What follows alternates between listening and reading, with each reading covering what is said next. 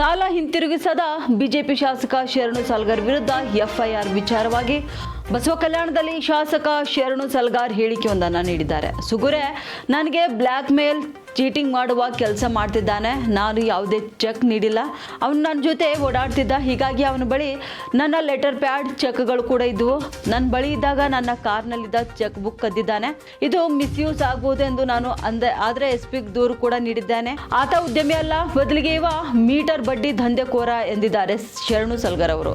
ನನ್ನ ಹೆಸರು ಬಳಸಿಕೊಂಡು ಅಧಿಕಾರಿಗಳಿಗೆ ಗುತ್ತಿಗೆದಾರರಿಗೆ ಹೆದರಿಸಿ ಹಣ ಮಾಡಿದ್ದಾನೆ.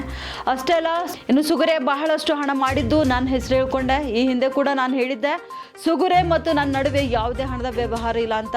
ಇವ ಎಂಥ ಮಹಾ ಮೋಸಗಾರೆಂದು ಬಸವ ಕಲ್ಯಾಣ ಜನರಿಗೆ ಗೊತ್ತಿದೆ. ಹೀಗಾಗಿ ಅವನ ವ್ಯಕ್ತಿತ್ವದ ಬಗ್ಗೆ ಎಲ್ಲ ಜನರಿಗೆ ಗೊತ್ತಿದೆ. ಅವನಿಗೆ 100ಕ್ಕೆ 100 ಕಾನೂನಿನ ಶಿಕ್ಷೆ ಆಗುತ್ತೆ. ನಾನು ಯಾರಿಗೆ ಜೀವ ಬೆದರಿಕೆ ಹಾಕೋ ಕೆಲಸ ಮಾಡಿಲ್ಲ. ನಮ್ಮ ಪಕ್ಷದ ಒಬ್ಬ ಮುಖಂಡ ಹಾಗೂ ಬೇರೆ ಪಕ್ಷದ ನಾಯಕರ ಜೊತೆ ಸೇರಿ ನನ್ನನ್ನು ಟಾರ್ಗೆಟ್ ಮಾಡ್ತಿದ್ದಾರೆ. ಮಾನಹರಾಜು ಮಾಡಿ ನನ್ನ ಜನಪ್ರಿಯತೆ ಕಡಿಮೆ ಮಾಡಲು ಈ ರೀತಿ ಮಾಡ್ತಿದ್ದಾರೆ.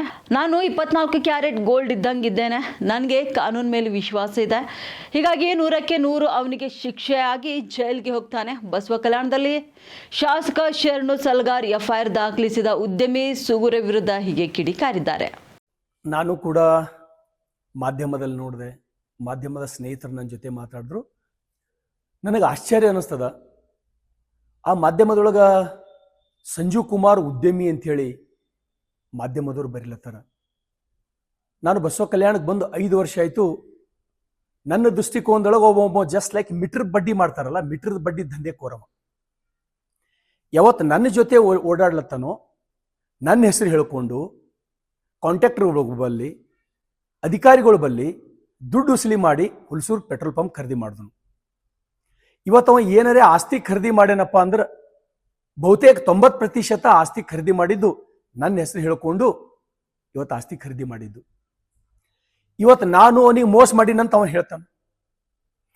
ನಾನು 99 ಲಕ್ಷ ರೂಪಾಯಿ ದುಡ್ಡು ಕೊಡ್ಬೇಕಂತ ಹೇಳಿ ನನ್ನ ಮೇಲೆ ಚೆಕ್ ಬೌನ್ಸ್ ಕೇಸ್ ಅವನು ಮಾಡ್ಯಾನ.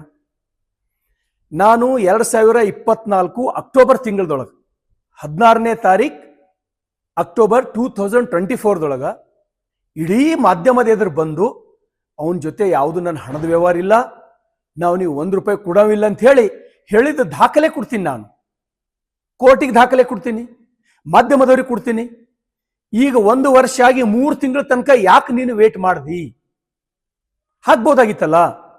ನಾನು ಅವತ್ತೇ ಹೇಳೀನಿ, ನಿನ್ನ ಜೊತೆ ಯಾವುದು ದುಡ್ಡಿನ ವ್ಯವಹಾರ ಇಲ್ಲ. ಇವತ್ತು ನೀ ಏನಾರೇ ಜೀವನ ಮಾಡ್ಲತ್ತಿದಿ ಅಂದ್ರೆ ಶರಣು ಸಲ್ಗಾರ್ ಕಾರಣಕ್ಕೆ ನನ್ನ ಜೊತೆ ಓಡಾಡಿ ದುಡ್ಡು ಮಾಡಿಕೊಂಡು ಕಾಂಟ್ರಾಕ್ಟರ್ಗಳಿಗೆ ಮೋಸ ಮಾಡಿ ಎಷ್ಟೋ ಅಧಿಕಾರಿಗಳು ಸರ್ ನಿಮ್ಮ ಹೆಸರು ಹೇಳಿ ದುಡ್ಡು ತೊಗೊಂಡನ ಅಂತೇಳಿ ಇವತ್ತಿಗೆ ನನಗೆ ಬಂದು ಹೇಳ್ತಾರೆ.